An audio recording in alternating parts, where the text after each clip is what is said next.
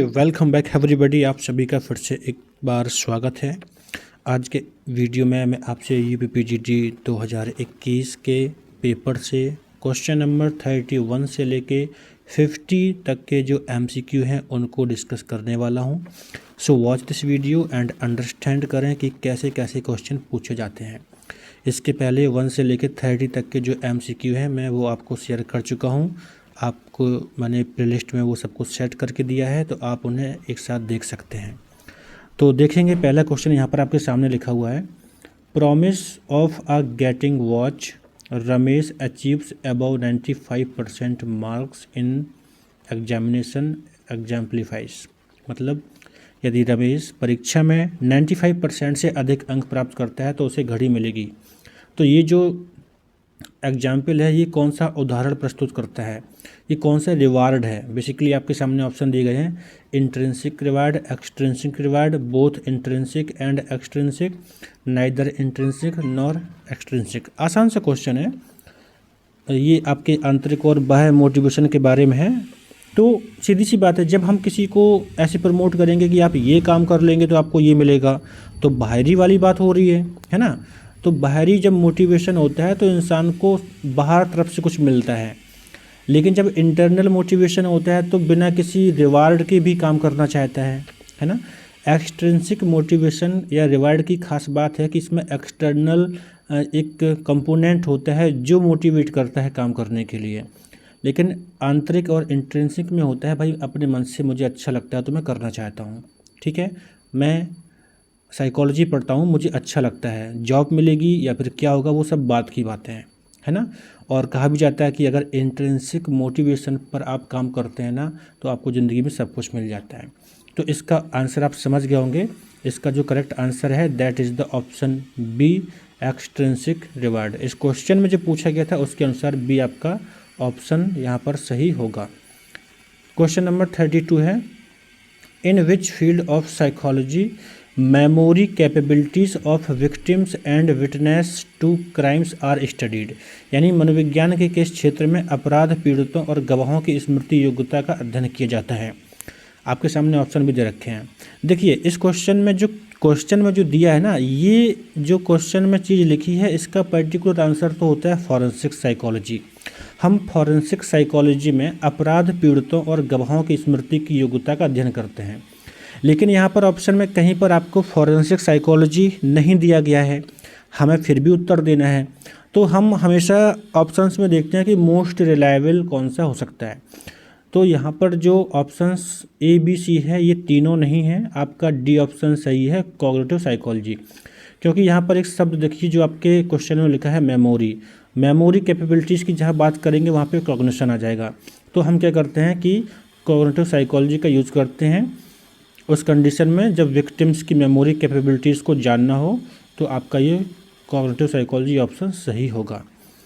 इसके बाद अगले क्वेश्चन पर बढ़ते हैं, बट उससे पहले बता दूं कि ध्यान रखना कि जो आपके सामने क्वेश्चंस होते हैं वो एज इट एज जैसे कि बुक में पढ़े हों या फिर आज यहाँ पर देख रहे हैं ऐसे ही रिपीट हों, ये कोई आवश्यकता नहीं होती है। मैं पहले भी कहा था, अगर आप अपनी वोकेबुलरी अच्छी बना के रखेंगे, आपको एक्सपीरियंस होता है चीज़ों को समझने का, तो आप अपने आप ही चीज़ों को अच्छे से समझ सकते हैं और सही उत्तर दे सकते हैं। इसलिए ज़रूरी है कि आप साइकोलॉजी की टर्मिनोलॉजी को समझें, वोकेब अपना अच्छा करें और कंसिस्टेंट अपनी अंडरस्टैंडिंग को इन्हेंस करें। तो उस कंडीशन में भले ही आपने कोई क्वेश्चन ना देखा हो, पढ़ा हो, फिर भी आप अपने सूझबूझ पे सही उत्तर दे लेते हैं। तो आगे बढ़ते हैं, question number 33, vocational guidance and vocational counselling are. बताना है कि जो व्यावसायिक निर्देशन है, व्यावसायिक परामर्श है, वो क्या है, मतलब एक समान है स्वरूप में या अलग अलग हैं, या स्व खोज के साधन है, या फिर स्वरूप में समान भी हैं और भिन्न भी हैं। तो आप हमेशा ना जब कभी चीज़ें समझ में ना आए तो देखा करें कि कौन सा ऐसा ऑप्शन है जो हो ही नहीं सकता है ना। तो इस क्वेश्चन में जो ऑप्शन दिए हैं उनमें से आपका सी ऑप्शन ऐसा है जो पॉसिबल ही नहीं है। सेल्फ डिस्कवरी लिखा है, और जब गाइडेंस की बात हो रही है, काउंसलिंग की बात हो रही है, तो यहाँ पे सेल्फ तो है ही नहीं, सेल्फ डिस्कवरी हो ही नहीं सकता है, सी ऑप्शन तो है ही नहीं है। इसके बाद सिमिलर इन नेचर, गाइडेंस और काउंसलिंग दोनों अलग अलग चीज़ें हैं, तो सिमिलर तो हो ही नहीं सकता है। जब सिमिलर नहीं हो सकता है तो फिर यहाँ पे डी ऑप्शन तो सही होगा ही नहीं, जब ए ऑप्शन सही नहीं है तो आपका बी बचा स्वरूप में भिन्न है। आप इस तरीके से भी सही उत्तर की खोज कर सकते हैं। इसके बाद क्वेश्चन नंबर 34 है जो कि डायरेक्टली बेस्ड है आपकी वोकेबलरी पर। What is selection interview? अगर आपने कभी डेफिनेशन पढ़ी होगी इंटरव्यू के बारे में तो आप आसानी से जान सकते हैं। सीधा सीधा इसका उत्तर होगा option D, conversion with a purpose. यानी कन्वर्सेशन जो होता है हमारा वो एक उद्देश्य के साथ में होता है। यहाँ पे कन्वर्जन की बजाय कन्वर्सेशन लिखा होना चाहिए। तो selection interview is conversation with a purpose. हम किसी से जब बातचीत करते हैं एक उद्देश्य के साथ में तो सिलेक्शन इंटरव्यू होता है। ऑप्शन डी आपका सीधा सीधा सही होगा। इसके बाद अगला क्वेश्चन 35 है जिसमें पूछा गया है विच of the following is not one of the big 5 personality factors. इनमें से कौन सा ऐसा है जो बिग 5 पर्सनैलिटी फैक्टर्स में शामिल नहीं है। आपको मैं याद दिला दूं कि जो बिग 5 पर्सनैलिटी ट्रेट्स थे उसे पॉल कोस्टा और रॉबर्ट मैकक्रे ने दिया था, जिसमें हम शॉर्ट तरीके से याद रखने के लिए बनाते हैं OCEAN, है ना। इसमें ओ का मतलब होता है ओपननेस, सी का मतलब कॉन्शियसनेस, ई का मतलब होता है एक्सट्रावर्जन, ए का मतलब एग्रीबलनेस और एन का मतलब होता है न्यूरोटिसिज्म। अब इस क्वेश्चन में देखिए आपका एग्रीबलनेस है, एक्सट्रोवर्जन है और ओपननेस ऑफ एक्सपीरियंस है, ठीक है ना। तो ये BCD ऐसे ऑप्शन हैं जो कि बिग 5 पर्सनैलिटी ट्रेट के हिस्से में आते हैं, लेकिन सबमिसिवनेस यानी वशीकृत ये इसमें नहीं आता है। और इसमें यही पूछा है कि विच of the following is not one of the big 5 personality factors, तो ये हिस्सा नहीं है। तो फाइनली आपका जो आंसर है वो क्या हो जाएगा, ऑप्शन ए हो जाएगा। ये OCEAN जो ट्रिक है बिग 5 फैक्टर्स की आप नोट कर लीजिए और इसे याद कर लीजिए। इसके बाद हम आगे बढ़ते हैं क्वेश्चन नंबर 36 जिसमें कहा गया है researchers on home provide evidence that perception is innate. ठीक है, यानी कौन सा ऐसा शोध है जिस पे ये पता चलता है कि प्रत्यक्षीकरण जन्मजात है, परसेप्शन जन्मजात होता है। ये इस पर बहुत स्टडी हुआ है और इस पर स्टडी को करने के लिए स्टडी 2 चीज़ों पर की गई, इन्फेंट्स पर की गई और ब्लाइंड पीपल पर की गई जो जन्म से ही अंधे पैदा होते हैं। तो उन दोनों कंडीशन में ये पाया गया कि जो परसेप्शन होता है, प्रत्यक्षीकरण होता है, वो जन्मजात होता है। तो ऑप्शन इसका सी सही है। Both people born blind and infants, जो अंधे पैदा होते हैं, जो इन्फेंट्स होते हैं, दोनों पे स्टडी किया गया तो पता चलता है कि परसेप्शन जन्मजात है। तो सीधा सीधा इसका ऑप्शन सी सही है, ध्यान रखिएगा। इसके बाद from the point of view of experimental operations classified variables are. सीधा सीधा सा आंसर है आपके स्टैटिस्टिक्स को लेके एक्सपेरिमेंटल मेथड के बारे में पढ़ा होगा। एक्सपेरिमेंटल मेथड्स में हम जो चर को क्लासिफाइड करते हैं उसमें आपके जो चर आते हैं क्लासिफिकेशन पर, एक होता है डिपेंडेंट वेरिएबल, एक होता है इंडिपेंडेंट वेरिएबल। डी ऑप्शन है, सीधा सीधा सा बड़ा आसान था, इसमें कोई कन्फ्यूजन नहीं होना चाहिए। इसके बाद क्वेश्चन नंबर 38 है जिसमें कहा गया है employ management conflict can be effectively dealt with by. मतलब कार्मिक प्रबंधन द्वंद्वों को, यानी जो एम्प्लॉय मैनेजमेंट में जो कॉन्फ्लिक्ट्स होते हैं उनको इफेक्टिवली तरीके से डील कर सकते हैं। किन किन तरीक़ों से, all given below option A दिया है, problem solving orientation, making compromises, use of arbitration. तो ये तीनों ऐसे मेथड हैं जिनके माध्यम से हम कॉन्फ्लिक्ट्स को एम्प्लॉय मैनेजमेंट में कम कर सकते हैं। तो आपका ऑप्शन ए यहाँ पर सही होता है, ध्यान रखिए। सीधा सीधा क्वेश्चन आपका ये। अब यहाँ पर देखिए ना, जो पीजीटी का एग्जाम है इसमें आप देख रहे होंगे कि क्वेश्चन सभी तरीके से हैं। सोशल साइकोलॉजी भी है, जनरल साइकोलॉजी भी है, कॉग्निटिव साइकोलॉजी भी है। तो आपने जो भी ग्रेजुएशन में और जो भी पीजी में पढ़ा है सब कुछ अच्छे से अगर पढ़ा होगा ना, बेसिक अंडरस्टैंडिंग होगी और थोड़ा सा आप अगर 1 महीने भी बेहतरीन माइंड सेट के साथ पढ़ाई कर लेंगे तो सिलेक्शन पक्का है ना। आसान से क्वेश्चन होते हैं। इसके बाद अगला क्वेश्चन है how short term memory differs from long term memory. देखिए, अब ऐसे क्वेश्चन आपको शायद हो सकता ना मिला हो कहीं, लेकिन ये तो जानते हो ना कि शॉर्ट टर्म मेमोरी क्या होती है और ये भी पता होता है कि लॉन्ग टर्म मेमोरी क्या होती है। तो सीधी बात है कि कैपेसिटी के बेस पर अंतर होता ही होता है, रिहर्सल के बेस पर भी अंतर होता है और कोडिंग के बेस पर भी अंतर होता है। ठीक है। जो LTM होती है तो वहाँ पे बार बार रिहर्सल नहीं करनी पड़ती, क्योंकि हम पहले से रिहर्सल करके ही तो यहाँ पर आए होते हैं ना। कैपेसिटी भी अनलिमिटेड होती है लॉन्ग टर्म की, और कोडिंग भी अच्छी होती है, स्टोर जो होता है कोडिंग का वो स्ट्रांग होता है। तो ऑल ऑफ द अबव यानी कैपेसिटी, क्षमता, रिहर्सल, पूरा अभ्यास और कोडिंग कूट लेखन, ये तीनों ऐसी चीज़ें हैं जिसके बेस पर शॉर्ट टर्म मेमोरी में और लॉन्ग टर्म मेमोरी में अंतर होता है। ऑप्शन डी सही है। आगे बढ़ते हैं। अगला क्वेश्चन है voluntary control over physiological process can be obtained by using principles of, यानी शारीरिक प्रक्रियाओं पर जो ऐच्छिक नियंत्रण होता है किन सिद्धांतों से समझ सकते हैं। तो इसका जो आंसर है सीधा सीधा बिहेवियरल मेडिसिन, जो व्यवहारात्मक चिकित्सा है उसके माध्यम से हम समझ सकते हैं कि जो वॉल्यूंटरी कंट्रोल होता है और फिजियोलॉजिकल प्रोसेस पे, उनको हम बिहेवियरल मेडिसिन में समझ सकते हैं। आगे बढ़ते हैं। देखो इसी क्वेश्चन में देखो ना, आपका कॉग्निटिव मेडिसिन अलग चीज़ है, ह्यूमनिस्टिक अलग है ना, और साइकोसोमेटिक भी अलग चीज़ है। तो बिहेवियरल चिकित्सा ऐसी है जिसमें हम जो ऐच्छिक हमारे नियंत्रण होते हैं शरीर पर, उसके सिद्धांतों को हम समझते हैं बिहेवियरल मेडिसिन में। अगला क्वेश्चन है वाइल लर्निंग टू टाइप, जब हम टाइपिंग सीखते हैं ना, जब टाइपिंग सीखते हैं तो टाइपिंग के दौरान कॉन्फ्लिक्ट होते हैं between higher order and lower order learning, उच्च क्रम और निम्न क्रम अधिगम में संघर्ष होता है। तो वो संघर्ष कब होता है ये बताना है। तो shift from letter habit to word habit, जब हम अक्षर आदत से शब्द आदत में बदलते हैं, मतलब जो हमने अक्षर तो पहले सीख रखे हैं, जब उसको शब्दों में बदलने के लिए प्रयास करते सीखने का, तो उस टाइम पे टाइपिंग में संघर्ष होता है। तो आप ये सीधा सीधा ध्यान रखिए, ऑप्शन ए आपका सही है। इसके बाद जो अगला क्वेश्चन है that is question number 42, who propounded the theory of extrinsic and intrinsic motivation. देखो इन्हीं क्वेश्चन में दो क्वेश्चन आपके ऐसे बन गए जो मोटिवेशन को लेके थे। पहले भी मोटिवेशन को लेकर क्वेश्चन था शुरू में, और यहाँ पर पूछ लिया कि ये कॉन्सेप्ट दिए किसने हैं एक्सट्रिंसिक और इंट्रिंसिक मोटिवेशन के। तो ध्यान रखना है डैसी ने एक्सट्रिंसिक और इंट्रिंसिक मोटिवेशन के कॉन्सेप्ट को दिया था। और आपको पता होगा हैब जो नाम है ये आपका न्यूरोसाइंस से लेकर जोड़ा हुआ है, और जो सैचर सिंगर की थ्योरी पढ़ी होगी टू फैक्टर थ्योरी इमोशंस की, तो ये अलग है। और निस्बैट ने जो स्टडी किया था ये सोशल साइकोलॉजी और कॉग्निटिव साइकोलॉजी से जुड़ा हुआ है।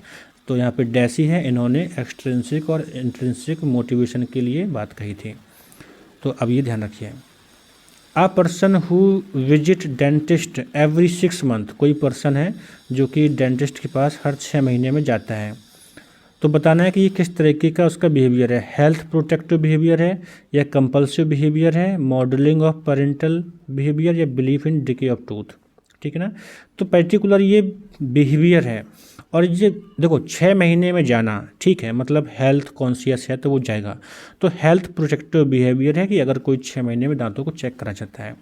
कंपल्सन बिहेवियर नहीं है, कंपल्सन में रिपीटिशन ज़्यादा लेवल से होता है, उधर 6 महीने की बात कही गई है। अगर वो हर 3 दिन में हर 4 दिन में कोई पहुंच जाए तो कंपल्सिव कंडीशन हो सकती है। ठीक है, यहाँ पर ये ऑप्शन नहीं है और ना ही आपका ये है, ऑप्शन ए सही है।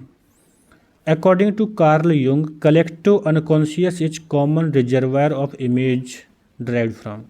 कलेक्टिव कॉन्शियस कार्ल युंग का कॉन्सेप्ट है।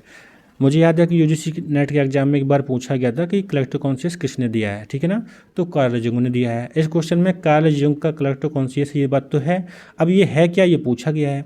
तो चीज़ें तो कई तरीके से पूछी जाती हैं।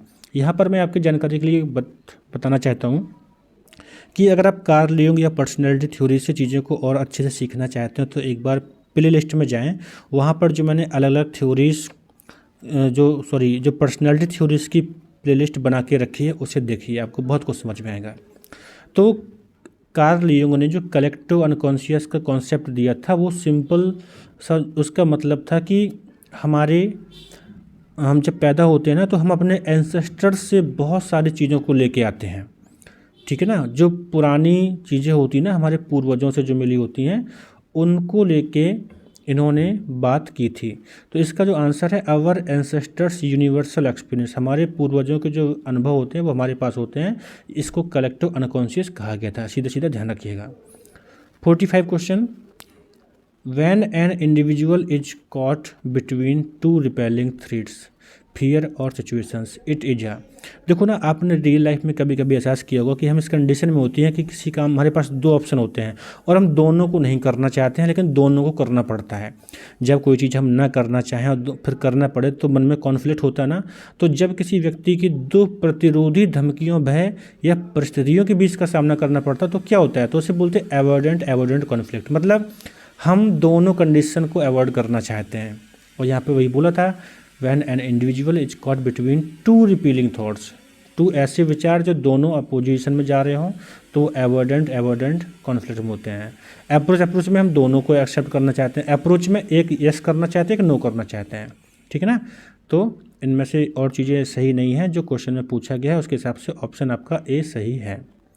क्वेश्चन नंबर 46 है, the objective of development framework of national council of educational research and training for guidance to. 11 से 14 वर्षों के बच्चों के निर्देशन के लिए जो राष्ट्रीय शैक्षणिक अनुसंधान और प्रशिक्षण परिषद का जो उद्देश्य है वो बताना क्या है।